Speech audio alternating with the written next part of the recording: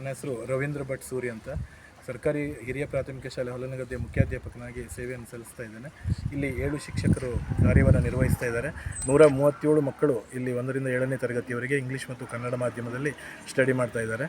Lions Revankar charitable ಕಣ್ಣಿನ ಆಸ್ಪತ್ರೆ ಕುಮಟಾ ಇವರು ಇವತ್ತು ಈ ನಮ್ಮ ಶಾಲೆಗೆ ಆಗಮಿಸಿ ಮಕ್ಕಳ ಕಣ್ಣಿನ ತಪಾಸಣೆಯನ್ನು ಮಾಡುವುದರ ಜೊತೆಗೆ ಕಣ್ಣಿನ ಬಗ್ಗೆ ಅರಿವನ್ನು ಮೂಡಿಸುವಂಥ ಕೆಲಸವನ್ನು ಮಾಡಿದ್ದಾರೆ. ಶಿಕ್ಷಕರಿಗೆ ಹಾಗೂ ಮಕ್ಕಳಿಗೆ ಕಣ್ಣಿನ ಬಗ್ಗೆ ಸಮಗ್ರವಾದಂಥ ಅರಿವನ್ನು ಮೂಡಿಸಿದ್ದಾರೆ.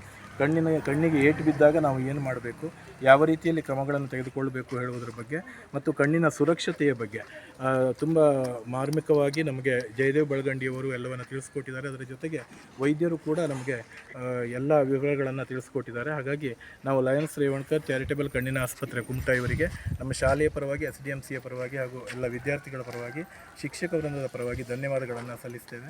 ಇವರು ಸಾರ್ವಜನಿಕರಿಗೆ ಕ್ಯಾಂಪ್ಗಳನ್ನು ಮಾಡುವುದರ ಜೊತೆಗೆ ಸರ್ಕಾರಿ ಶಾಲೆಗಳಿಗೆ ತೆರಳಿ ಅಲ್ಲಿಯ ಮಕ್ಕಳಿಗೂ ಕೂಡ ಈ ಒಂದು ಕಣ್ಣಿನ ಬಗ್ಗೆ ಅರಿವನ್ನು ಮೂಡಿಸುವಂಥ ಕೆಲಸವನ್ನು ಮಾಡ್ತಾ ಇರುವಂಥದ್ದು ಸ್ತುತ್ಯಾರ್ಹವಾದಂಥ ಕಾರ್ಯ. ಈ ಕಾರ್ಯ ಮುಂದುವರಿಯಲಿ, ಕಣ್ಣಿನ ಬಗ್ಗೆ ಎಲ್ಲರಿಗೂ ಅರಿವು ಮೂಡಲಿ ಹೇಳುವಂಥ ಆಶಯವನ್ನು ವ್ಯಕ್ತಪಡಿಸ್ತಾರೆ.